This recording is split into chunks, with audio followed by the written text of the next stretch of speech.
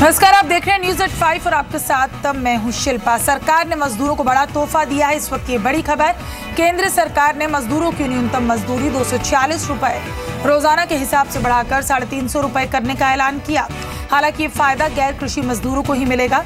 2008 के बाद मजदूरों की मजदूरी में सबसे बड़ा इजाफा है। सरकार ने आरएसएस समर्थित ट्रेड यूनियन बीएमएस ने 2 सितंबर से हड़ताल पर जाने की धमकी दी थी। इसके अलावा केंद्र सरकार ने कर्मचारियों को 2 साल का रिवाइज्ड बोनस देने का भी ऐलान किया।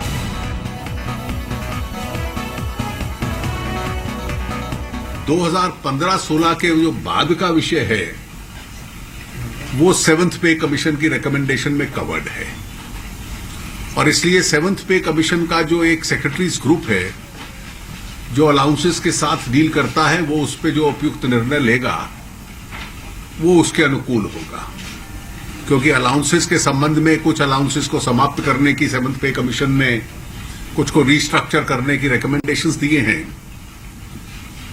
तो उसका जो आउटकम है उसके ऊपर निर्भर रहेगा। तो 2 सालों का रिवाइज्ड नॉर्म्स पे जो बोनस था 2014-15 और 15-16 केंद्रीय सरकार के कर्मचारियों का उनको दिया जाएगा।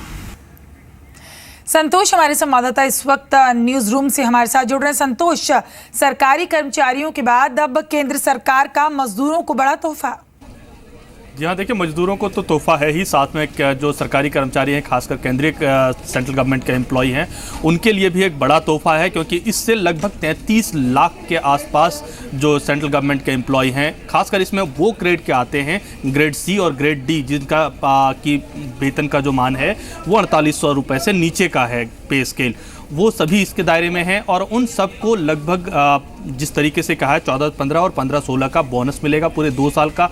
और साथ में सरकार ने एक और भी घोषणा की थी कि अगर आप देखें उनके लिहाज से तो इन जो पैसे आएंगे एक मुश्त में, उनसे वो अब गाड़ियाँ भी खरीद सकते हैं, उनमें भी उनको रियायत की बात है। तो कुल मिलाकर जो केंद्रीय कर्मचारियों के लिए एक अच्छी बात है, खबर है, और साथ में मजदूरों के लिए भी अच्छी खबर है कि उनका बेसिक जो पर डे का है वेज वो बढ़ाया गया है। जी बहुत शुक्रिया संतोष इस बातचीत के लिए। तो मजदूरों केंद्रीय कर्मचारियों के लिए आज सरकार ने एक बड़ा तोहफा दिया है।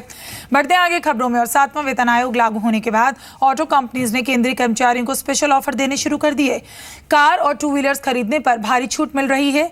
केंद्रीय कर्मचारियों को एरियर की रकम सितंबर में मिलेगी, इसलिए ऑटो कंपनियां कार खरीदने पर 25,000 रुपए से 60,000 रुपए और 2 व्हीलर पर 8,000 से 15,000 रुपए की छूट दे रही है।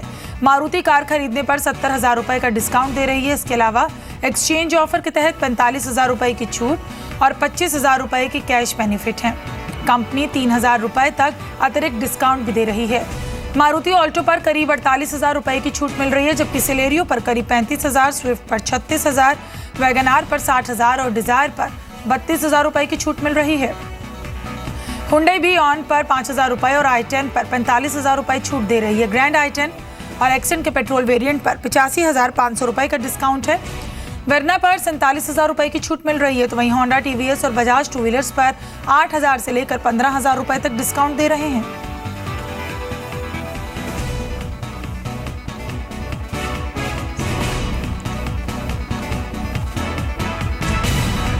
तो सरकारी कर्मचारियों को एक बड़ी छूट गाड़ियों पर। ऑटो कंपनीज ने सरकारी कर्मचारियों को ढेरों ऑफर दिए हैं। कार और 2 व्हीलर खरीदने पर भारी छूट दी जा रही है। 7वां वेतन आयोग लागू होने का फायदा और सितंबर में एरियर की रकम भी मिलेगी।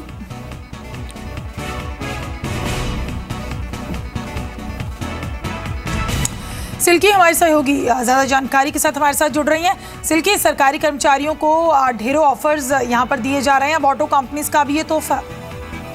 जी, जैसा आपने बताया सेग्रीगेट करके कि कितना कितना डिस्काउंट दिया जा रहा है। 4 व्हीलर्स पे बात करें तो 25,000 से 60,000 रुपए तक का डिस्काउंट मिल रहा है। वहीं जो 2 व्हीलर्स हैं उस पे भी करीब 1,500 रुपये से 10,000 रुपये तक का डिस्काउंट मिल रहा है, जो कि काफ़ी बड़ा डिस्काउंट है। और ये डिस्काउंट्स जो प्रमोशनल ऑफर्स चल रहे हैं फेस्टिवल सीज़न के लिए, उसके अतिरिक्त ये डिस्काउंट दी जा रही है। तो कहा जा सकता है कि ऑटो कंपनीज जो कि पिछले कुछ महीनों से 4-5 महीनों से जो उनके सेल्स में स्लगिशनेस देखने को मिल रही है और जो पुराना स्टॉक है उसे किसी ना किसी तरह से क्लियर करना चाहती है इन प्रमोशनल ऑफर्स के जरिए या फिर इन डिस्काउंट्स के जरिए, और इसके लिए ये काफ़ी बेट कर रही है 4.8 मिलियन सेंट्रल गवर्नमेंट एम्प्लॉयज़ के 7th पे कमीशन से इंक्रीज हुई सैलरी का, जिसका भरपूर फ़ायदा उठाएंगे सेंट्रल गवर्नमेंट एम्प्लॉयज़। और इस तरह से ऑटो कंपनीज के भी जो स्टॉक्स हैं, जो पाइल्ड अप मॉडल्स हैं जिनमें ज़्यादा बिक्री नहीं होती थी, उनकी सेल्स बढ़ सकेगी। जी बहुत शुक्रिया सिल्की इस तमाम बातचीत के लिए आपका। अब एसयूवी सेगमेंट में 2 नई गाड़ियों की एंट्री हो गई है। फिएट क्राइसलर ने अपने ग्लोबल जीप ब्रांड को भारत में उतार दिया। इसके तहत 2 गाड़ियां लॉन्च की गई, जीप रैंगलर और जीप ग्रैंड शेरोकी। फिएट क्राइसलर ने रैंगलर का एक और शेरोकी के 3 वेरिएंट लॉन्च किए। रैंगलर अनलिमिटेड की दिल्ली में एक शोरूम कीमत 71,59,000 रुपए है, जबकि शेरोकी लिमिटेड, शेरोकी समिट और शेरोकी एसआरटी की कीमत 93,65,000 से लेकर 1,12,00,000 रुपए के बीच है। इस गाड़ी को भारत में कंप्लीटली बिल्ट यूनिट के तौर पर इंपोर्ट किया जाएगा। रैंगलर अनलिमिटेड में 4 व्हील ड्राइव है। इसमें 2.8 litre 4 cylinder eco diesel engine दिया गया जो 2000 PS की पावर देता है और इसका RPM 3600 है। इसे 5 स्पीड ट्रांसमिशन में उतारा गया। वहीं शेरोकी समिट और लिमिटेड में 3 लीटर इको डीजल है जो 243 PS की पावर देता है। इनका RPM 3600 है। इनमें पैडल शिफ्ट के साथ 8 स्पीड ऑटोमेटिक ट्रांसमिशन दिया गया, जबकि शेरोकी एसआरटी में 6.4 लीटर पेट्रोल इंजन जो 475 PS की पावर देता है।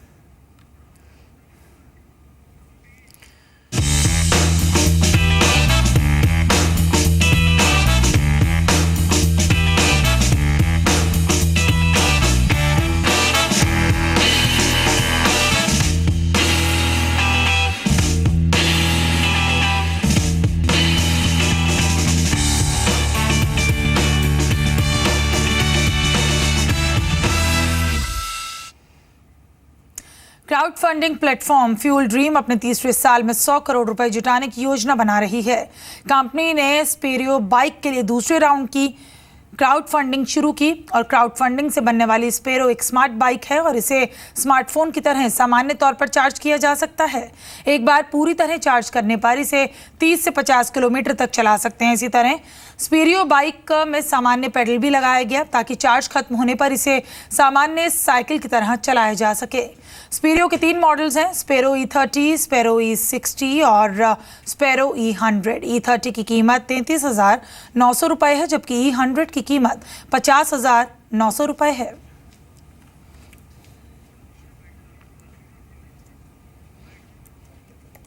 ये तीनों मॉडल में बेस एक ही है, सिर्फ माइलेज का फ़र्क है, मगर जो फीचर्स ग्लोबली है, समझ लीजिए रीजनरेटिव ब्रेकिंग या पेडल असिस्ट या वॉक असिस्ट, ये सब हम इसमें शामिल करके रखे हैं।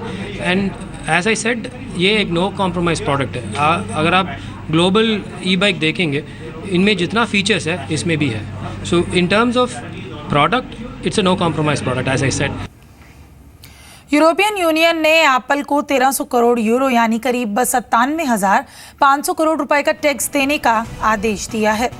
एप्पल को ये टैक्स आयरलैंड को देना है। यूरोपियन यूनियन ने कहा कि एप्पल के साथ टैक्स नहीं देने की जो डील हुई है वो गैर कानूनी है। यूरोपियन कमीशन के मुताबिक एप्पल ने आयरलैंड में अपने मुनाफे पर टैक्स नहीं दिया। एप्पल ने ऐसा आयरलैंड सरकार के साथ हुई डील के तहत किया। आयरलैंड अमेरिकी कंपनीज को अपने यहाँ निवेश करने के लिए आकर्षित कर रहा है। इसके लिए कंपनियों को टैक्स छूट दी जा रही है, जिन्हें स्वीट हार्ट डील्स कहा जा रहा है। यूरोपियन कमीशन की जांच में पाया गया कि आयरलैंड ने एप्पल को गैर कानूनी तरीके से टैक्स में छूट दी है। आयरलैंड के साथ डील के चलते एप्पल ने आयरलैंड में 2003 में करीब 1% का कॉर्पोरेट टैक्स दिया और ये 2014 में 0.005% हो गया।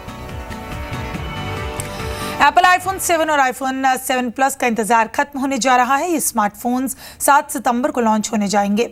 इसके साथ ही एप्पल वॉच 2 और फर्स्ट जनरेशन एप्पल वॉच का बेहतर वर्जन भी लॉन्च किया जाएगा।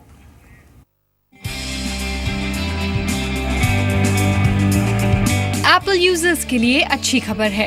एप्पल 7 सितंबर को अपना नया आईफोन लॉन्च करने जा रहा है। हालांकि एप्पल इसे आईफोन 7 का नाम देगा या फिर आईफोन 6 SE, इस पर सवाल बने हुए हैं। लेकिन एप्पल ने सैन फ्रांसिस्को में होने वाले इवेंट के लिए मीडिया इनवाइट्स भेज दिए हैं, जिसका मतलब अब बस एक हफ्ते बाद आप नए आईफोन को देख पाएंगे। अगर सूत्रों की माने तो ये नया आईफोन पुराने आईफोन से देखने में ज्यादा अलग नहीं होगा, लेकिन नए आईफोन में waterproof ability, force touch home button और ड्यूल कैमरा सेटअप जैसे फीचर्स देखे जा सकते हैं। इसके साथ ही नए आईफोन में अब आपको ऑडियो जैक भी देखने को नहीं मिलेगी